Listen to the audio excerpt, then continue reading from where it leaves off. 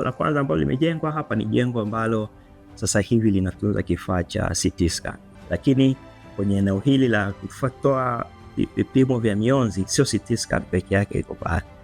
Kuna X-ray na ultrasound ambazo ziko pale. Sasa tulijenga eneo kwa ajili ya CT scan. Hapo mwanzo katika hospitali yetu ya rufaa ya mkoa wa Sumbawanga tulikuwa tunatoa huduma za radiology, lakini tulikuwa hatuna vifaa vya kisasa. Tunashukuru kwa sasa tumepata vifaa vya kisasa ambavyo vinaweza kutusaidia kutoa huduma kwa ubora zaidi. Tuna mashine za X-ray, ultrasound pamoja na CT scan. Kipindi nilipokuwa nasoma CT scan mimi nilikuwa naisoma kwenye vitabu. Upatikanaji wake ulikuwa ni mgumu kidogo. Ni miaka mingi lakini ulikuwa ni mgumu. CT scan sasa hivi ipo Sumbawanga. Sumbawanga ni kati ya mkoa ambao mmoja wapo huko pembezoni sana. Huwa na CT scan ukilinganisha na sehemu kama Dar es Salaam au Arusha.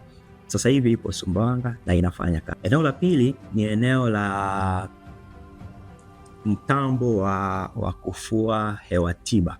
Tulifanya ukarabati wa eneo lililopo, lakini cha pili tuliipanua kwa sababu ilikuwa iko ndogo, tukaipanua ikawa kubwa zaidi kuliko ile ilikuwepo awali. Tulikuwa tunapata hewa tiba kutoka Dar es Salaam. Miaka 4 iliyopita inabidi utoe gari hapa limebeba mitungi all the way kilomita 1200 likachukue hewa tiba Dar es Salaam lijaze. Kuwa na mtambo huu ni mapinduzi makubwa kabisa. Na eneo ambalo sasa hivi tunatunzia watoto wachanga au tunaliita NICU, ambao linatumika kwa sasa, sio eneo kubwa sana, lakini na lenyewe tulilifanyia ukarabati na ndio ambalo linaendelea kutumika. Mwaka 2020-2021 tulikuwa tunawafanya kazi 287.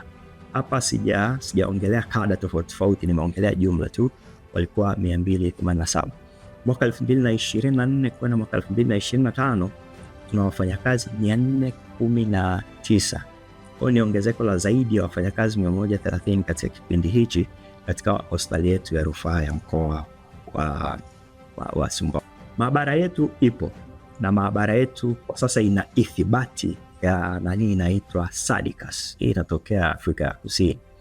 Kwa watu hawa kila baada ya muda fulani wanakuja kwa ajili ya kutukagua na kuangalia kuwa tunafikia vigezo kwenye upimaji wa vipimo vyetu. Kwenye ithibati ya kimataifa tulikuwa tuna vipimo 7 tu, lakini mwaka jana kuanzia mwezi wa 11 mwaka jana tulifanikiwa kuongeza vipimo vingine zaidi na kufikia idadi ya kuwa na vipimo 16. Bado tunaendelea kujiboresha na kukua zaidi ili kuweza kuwa na vipimo vyote tunavyofanya hapa kuweza kukidhi na kuwa katika ithibati, kutambulika kimataifa ili tuweze kuwahudumia wateja wengi na kuokoa maisha ya watu.